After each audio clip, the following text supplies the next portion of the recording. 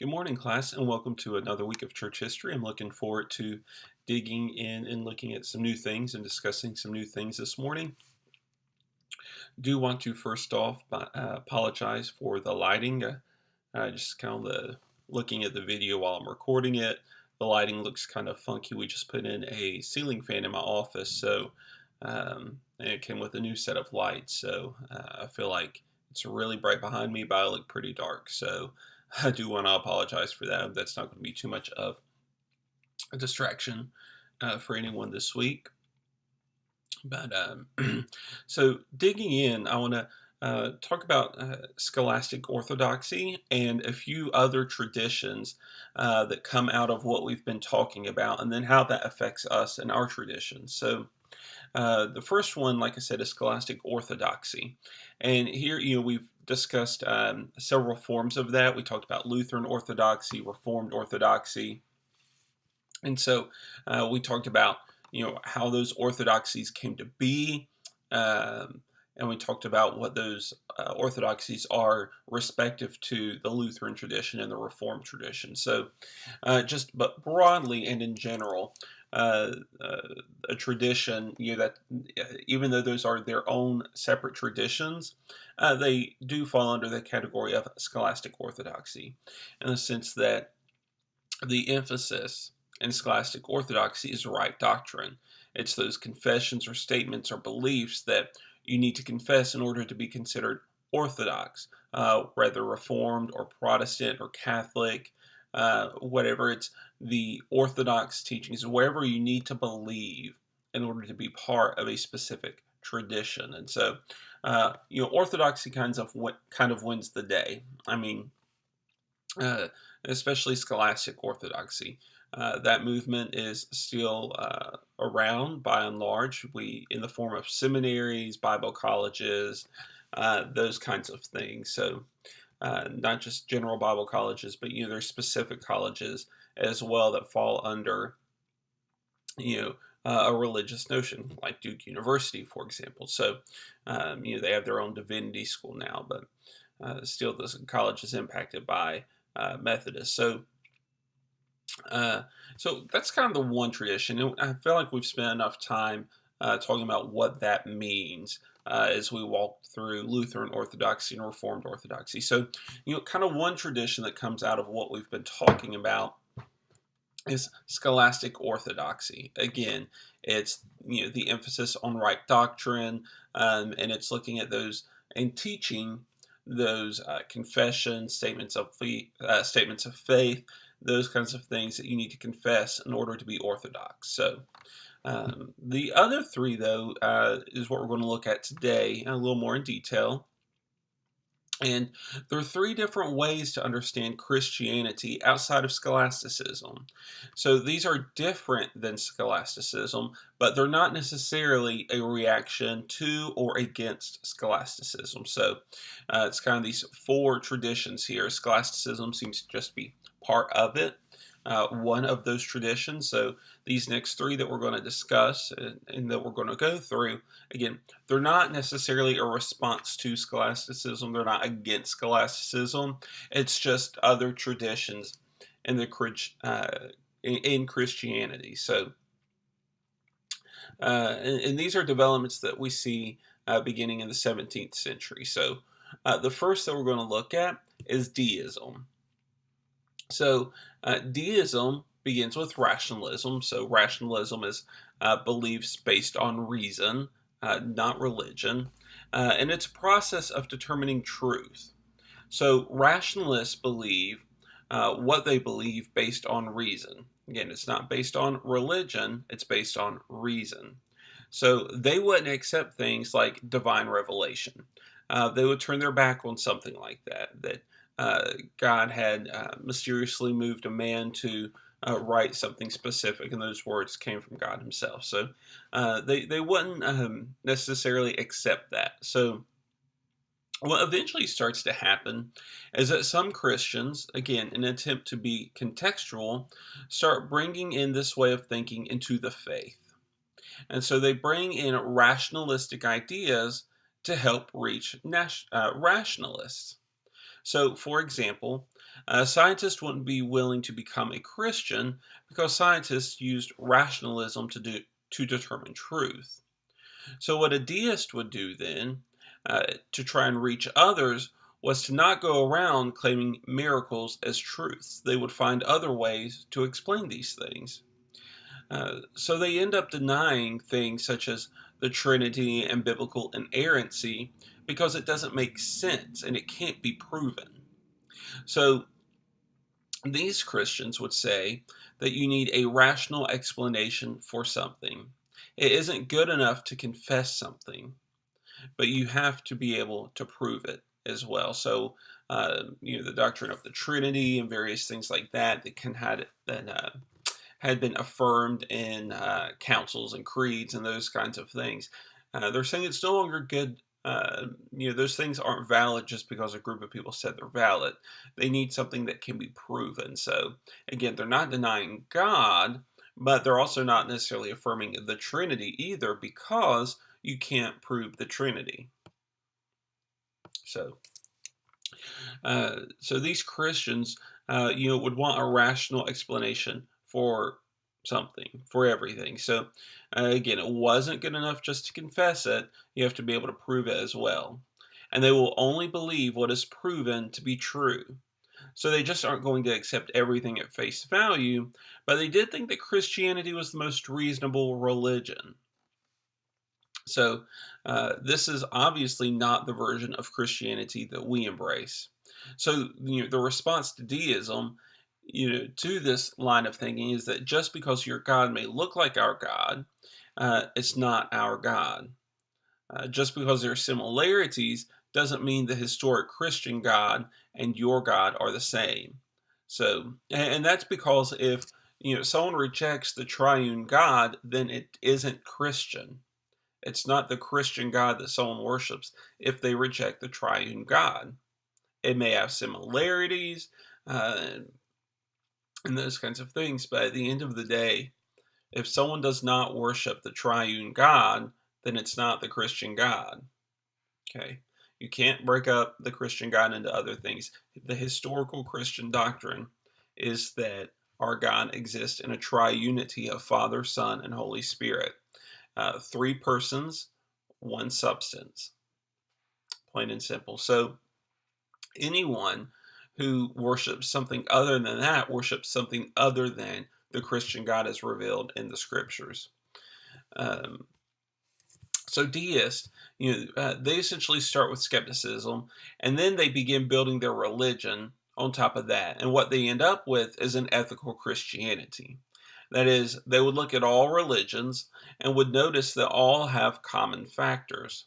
And these factors are the existence of God, the obligation to worship God, the ethical requirements of such worship, and the need for repentance and reward and punishment, both in this life and in the life to come.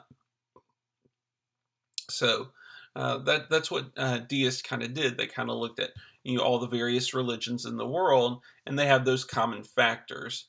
Uh, the existence of God, obligation to worship God, ethical requirements of such worship, the need for repentance, and the reward and punishment both in this life and in the one to come. So, Lord Herbert of Cherbury from England, he died in the 1640s, he was a primary instigator of this way of thinking. They would say that if you look at Christianity, it is of greatest value because it ends with an ethical life, therefore having benefits for society. So they were kind of looking at practically, reasonably, if you will. And so he said, look, Christianity's great, Christianity's awesome because it ends with an ethical life.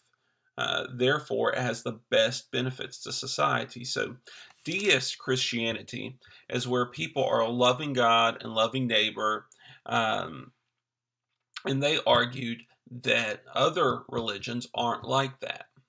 So for the deists, their arguments of defending Christianity are that it is reasonable and that it offers the best benefits to society.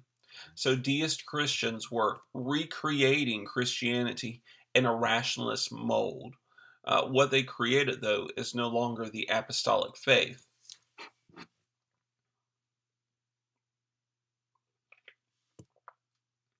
So again, deist Christians were recreating Christianity in a rationalist mode. They were taking the historic truths passed down from one generation to the next, affirmed by various creeds, councils, and they were reinterpreting it and recreating it so that it would fit this rationalist mold. And so, with that, there's a few myths of deism that we want to dispel. So, the first myth is they didn't consider themselves Christians. Okay, there's a myth out there that deists did not consider themselves Christians, when in reality, the fact is that they believe themselves to be Christians and consider themselves the best apologists of the time. They believed that they were the best ones to continue Christianity. So they considered themselves to be Christians, and they considered themselves to be the best apologists of the time, trying to find rational reasons to explain the Christian faith. The second myth is that they didn't believe in the supernatural. They didn't believe in the supernatural. And the fact is that deists are interventionists. So this is how God made the world, and sometimes God would come and intervene in something. So they believed in supernatural miracles, but they said you couldn't prove them. So they believed that there was a God who existed and that God did intervene in these miracles, but you can't prove them. So there is no way to prove that Jesus walked on water unless you put your trust in the book. So it is outside of the way of things normally work. So deists believed in the supernatural, but they couldn't prove it. You would say you can't prove the supernatural. So they didn't believe it was consistent with reason. So they would call it a miracle. So it happens when God intervenes in the natural order. And so the third myth is that God is uninterested or uninvolved. And the fact is, rationalist Christians believe that God interacted in two ways, through creation and through these miracles. So they did not think that God was just some kind of far off kind of thing that just, God kind of set the world and just kind of left it. That's really more of a myth. They did believe that God was interactive with creation, and that was through creation and through miracles. And so they did not believe that God was just far off, uninterested, unconcerned, those kinds of things. So, one influence that led to this way of thinking was Newton's physics, actually.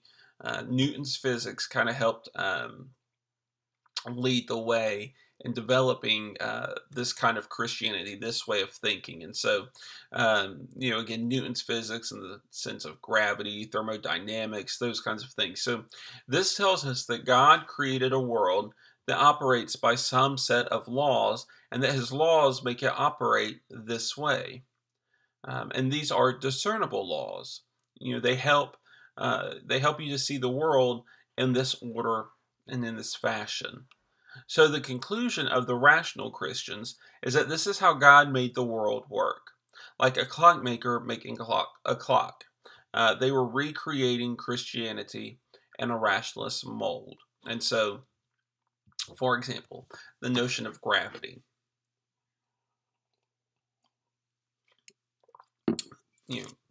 This notion of gravity, really impacted society at this time because, again, the thinking is that, you hold up this pen or this highlighter. If you drop it, it will fall.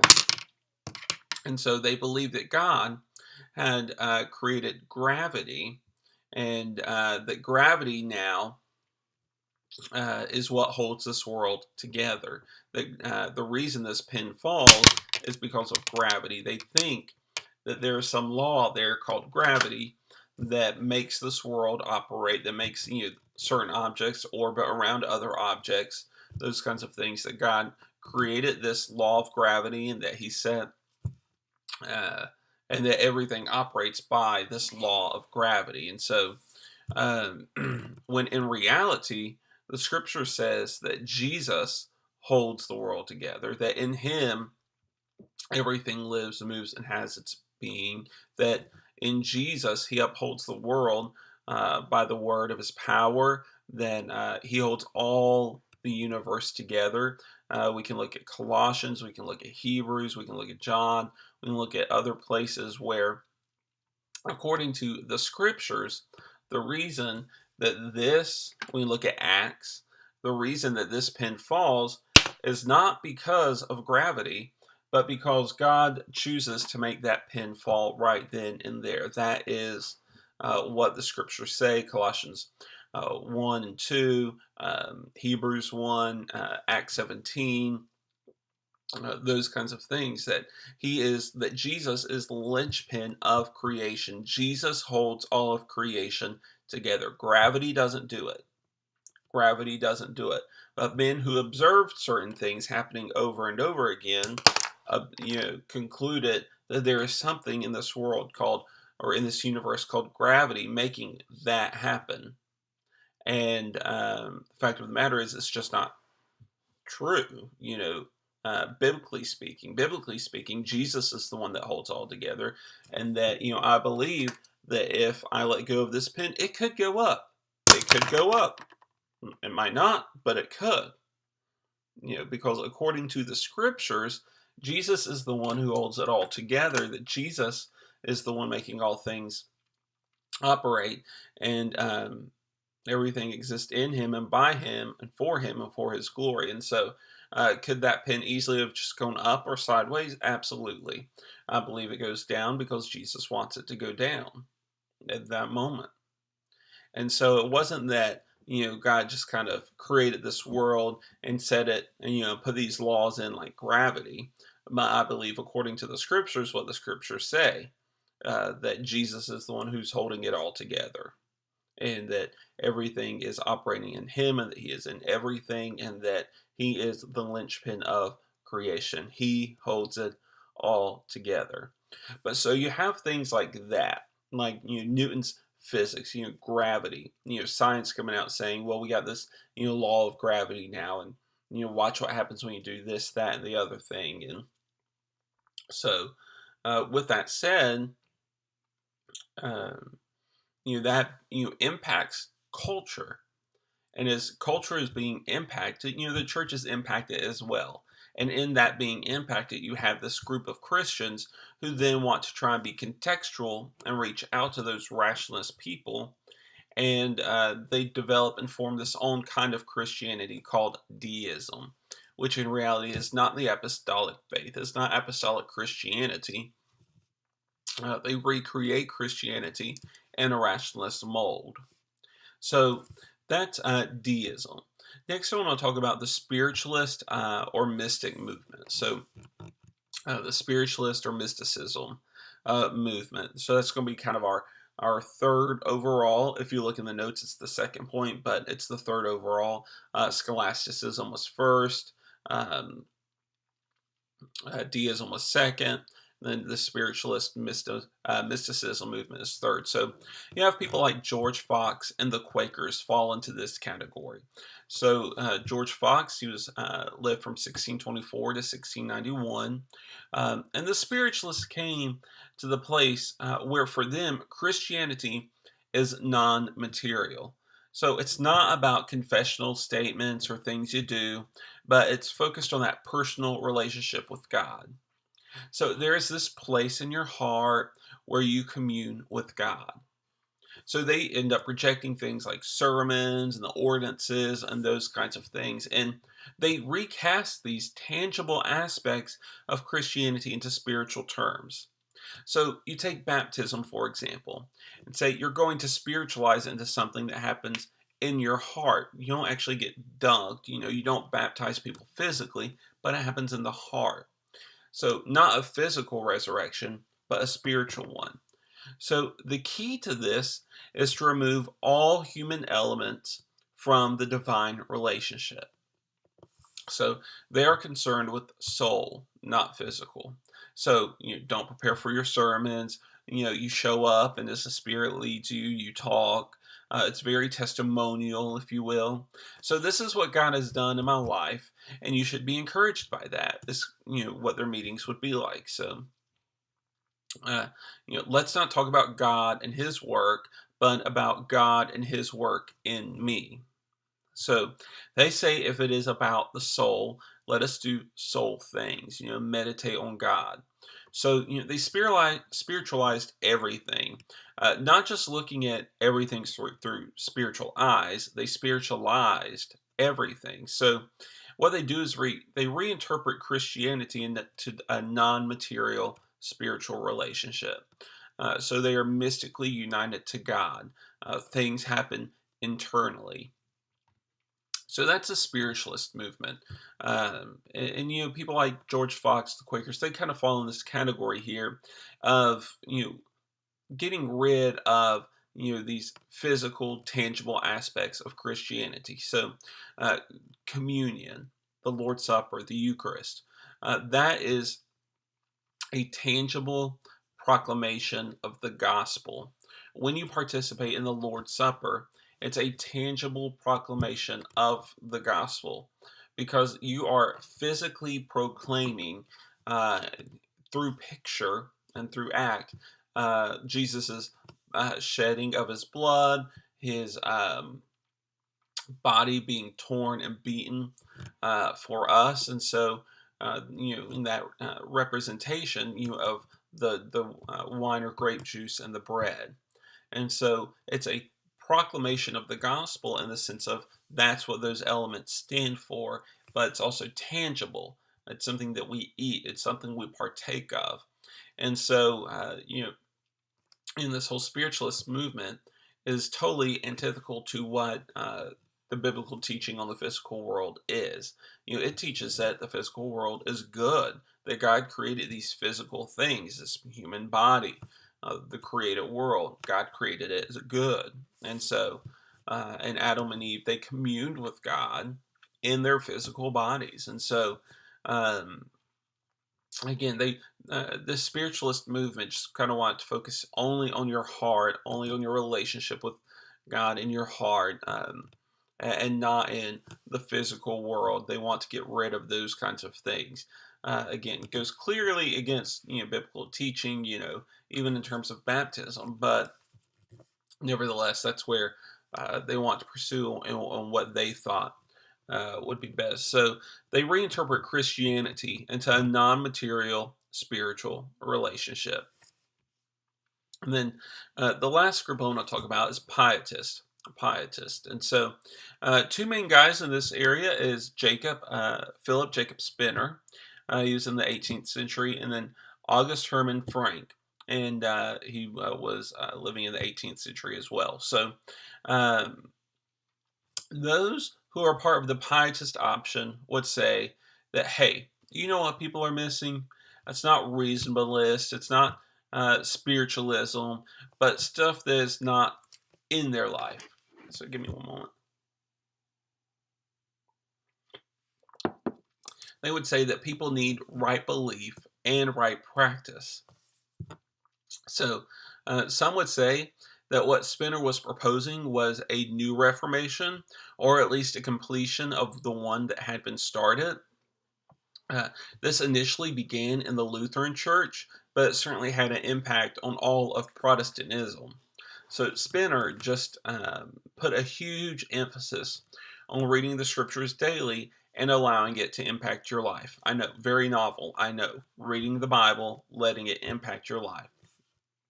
So he wasn't denouncing the doctrines of Lutheranism, but just had a different focus or emphasis. And again, the emphasis was letting the scriptures inform, guide, and impact your life. So the question that was trying to be answered here is, what kind of life should a Christian live? What kind of life should a Christian live? So is it one of just right belief and a decent life? Or is it one where society can see a bigger difference between what society expects and what God requires of the faithful? It's a big question. It's a big question. What kind of life is the Christian to live? Is it one of just right belief and a decent life? Or is it one where society can see a bigger difference between what society expects and what God requires of the faithful? So, again, how are you going to let the scriptures impact, guide, and inform your life? How are you going to let the scriptures impact, form, and guide your life? Are you going to say you believe in God and live at least as decently as, lost people? Or are you going to go radically beyond that and be the Good Samaritan? Are you going to go radically beyond that and pursue ways to show the world that there is a God out there who loves us unendingly and passionately and forgivingly? And you're going to model that in your life, in your marriage, in your parenting, in your home.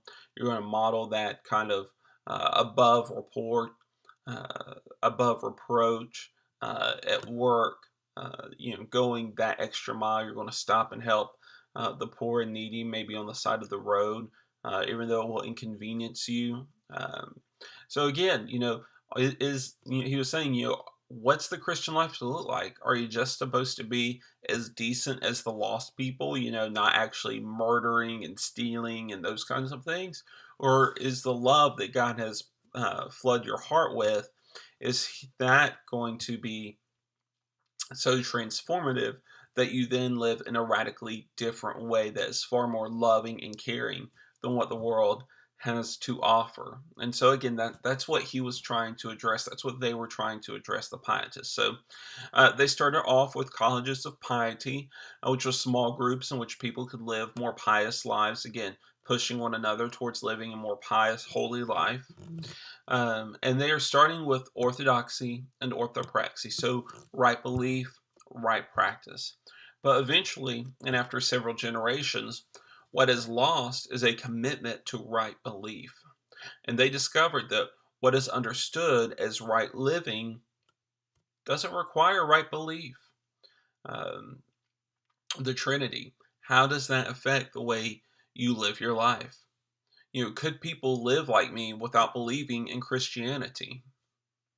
So, for the pietists, when actions became the focus, what they believed started losing ground.